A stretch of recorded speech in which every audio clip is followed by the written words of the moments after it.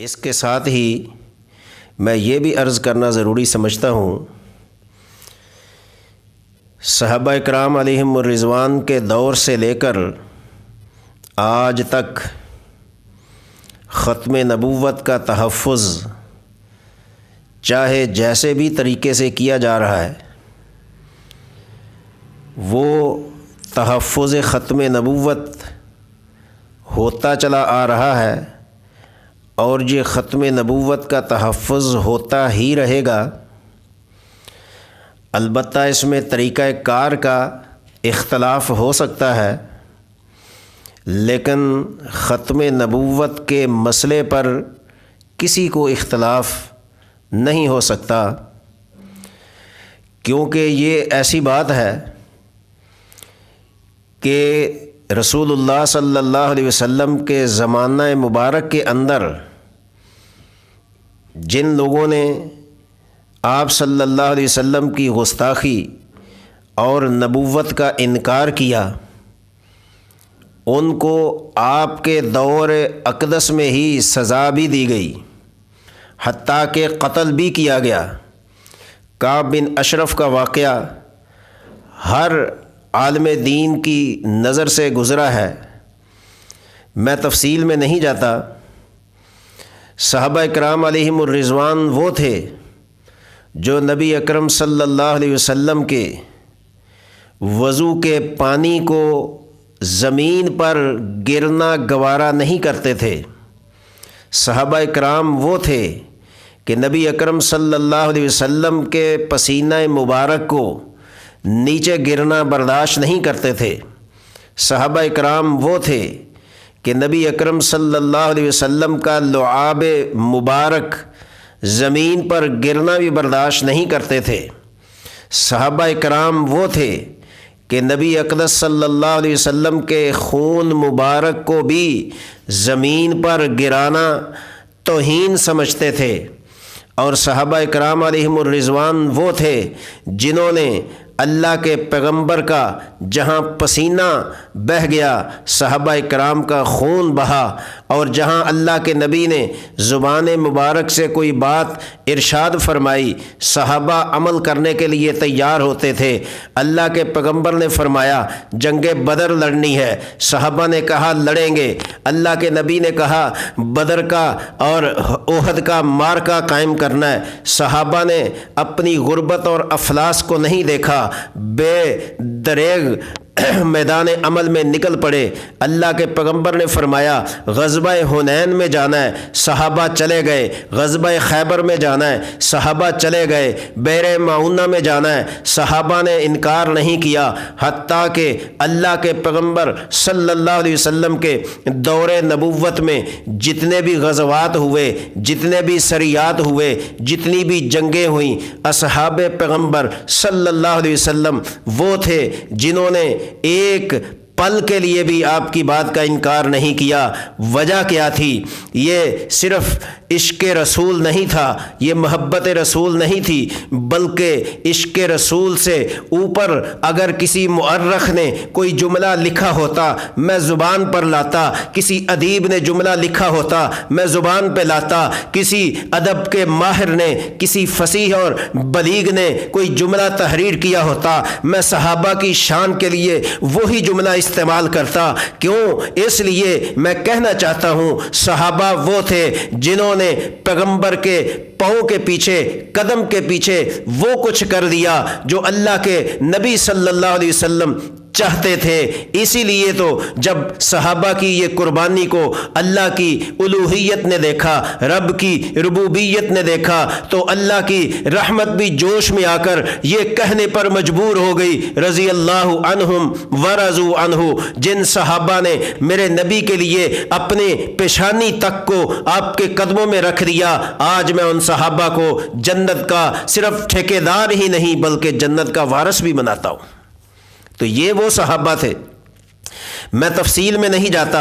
ایک صحابی حضرت خبیب رضی اللہ تعالیٰ عنہ، یہ کون خبیب ہے جنہوں نے اسلام قبول کیا، اسلام کی خاطر پریشانیاں برداشت کیں۔ ویسے تو ہر صحابی کی تاریخ پریشانیوں سے لبریز ہے۔ ہر صحابی کا اگر آپ اس کے ایمان کا واقعہ پڑھیں آپ کے رونگٹے کھڑے ہو جائیں گے۔ ہر صحابی کے ایمان کی داستان کو جب زبان پر لاتے ہیں تو رونگٹے کھڑے ہو جاتے ہیں۔ ہر صحابی کا معیار ایمان قرآن نے بیان فرمایا، کہیں فَإِنْ آمَنُوا بِمِثْلِ مَا آمَنْتُمْ کہہ کے بیان فرمایا، کہیں جنات تجری کہہ کر بیان فرمایا، کہیں وَالَّذِينَ مَعَهُ أَشِدَّاءُ عَلَى الْكُفَّارِ کہہ کر بیان فرمایا۔ لیکن حضرت خبیب رضی اللہ تعالیٰ عنہ ایمان لانے کے جرم میں، کلمہ پڑھنے کے جرم میں، پیغمبر کی محبت کے جرم میں، پیغمبر کے عشق کے جرم میں، پیغمبر کے ساتھ وابستگی کے جرم میں آپ کو تختہ دار پر لایا جاتا ہے، اور تختہ دار پر لا کر حضرت خبیب سے پوچھا جاتا ہے بتلاؤ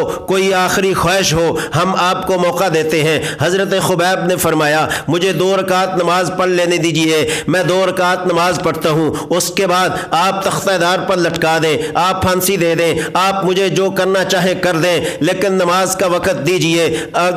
دشمنوں نے کہا چلیں نماز پڑھ لیں۔ پہلے آپ کے ساتھیوں نے بھی کئی نمازیں پڑھی ہیں، ان کو ان کی نماز نے کوئی فائدہ نہیں دیا۔ حضرت خبیب فرماتے ہیں مجھے صرف 2 رکعت کا وقت دیجئے۔ آپ نے 2 رکعتیں پڑھی اور جلدی پڑھ لی۔ کسی نے پوچھا کہ آج تو لمبی نماز پڑھنے کا وقت تھا، آج تو طویل رکعت کرنے کا موقع تھا، آج تو لمبی قرات کرنے کا موقع تھا، آپ نے جلدی نماز کو مختصر کر کے ختم کر دیا۔ وجہ کیا ہے؟ حضرت خبیب کا ایمان بولتا ہے، حضرت خبیب کی محبت بولتی ہے، حضرت خبیب کی وابستگی بولتی ہے، حضرت خبیب کا اندرونی روحانی ایمان بولتا ہے۔ کہتا ہے اگر میں نماز لمبی کر دیتا تو دشمن کیا کہتا کہ موت کے ڈر سے نماز کو لمبا کر دیا، موت کے ڈر سے قرات کو لمبا کر دیا، موت کے ڈر سے نماز میں لگ گئے تاکہ مجھے پھانسی نہ ہو۔ جب حضرت خبیب نے نماز پڑھ لی فارغ ہو گئے، کہنے لگے میں تیار ہوں پھانسی کے پھندے کے لیے۔ میرے دوستو حضرت خبیب نے ڈاکہ نہیں مارا تھا، چوری نہیں کی تھی، توہین نہیں کی تھی، کسی حکمران کی ذلت امیز الفاظ نہیں کہے تھے۔ حضرت خبیب کا اگر جرم تھا تو یہی تھا لا الہ الا اللہ محمد الرسول اللہ۔ اس جرم کے سوا خبیب کا اور ہر صحابی کا کوئی جرم نظر نہیں آتا۔ دشمنوں نے کہا تختہ دار کے لیے تیار ہو جاؤ۔ حضرت خبیب نے کہا میری گردن بھی حاضر ہے، اگر پیغمبر کی عظمت کے لیے، پیغمبر کی نبوس کے لیے، پیغمبر کے تقدس کے لیے، پیغمبر کے حیا کے لیے، پیغمبر کی رسالت کے لیے اگر ایک پھانسی نہیں، میرے جسم کے ٹکڑے کر دو، میرے جسم کو سڑکوں پہ گھسیٹو، میرے جسم کے ساتھ وہ کچھ کرو جو دنیا نہیں کرتی، مجھے سب کچھ قبول ہے لیکن پیغمبر کی ناراضگی قبول نہیں ہے۔ اور جب حضرت خبیب پھانسی کے لیے تیار ہو گئے، دشمنوں نے اور شیطان نے ایک اور وار کرنا چاہا، کہنے لگے کسی طرح خبیب کو ورگلا دیں، کسی طرح خبیب کا ایمان کمزور کر دیں، کسی طرح خبیب کے ایمان کا امتحان لیں۔ دشمن کہنے لگے اے خبیب ایک طریقے سے تیری چھوٹ ہو سکتی ہے، بخشش ہو سکتی ہے، تختہ دار سے تجھے معافی ہو سکتی ہے۔ حضرت خبیب سنتے رہے، کہنے لگے وہ کون سی وجہ ہے؟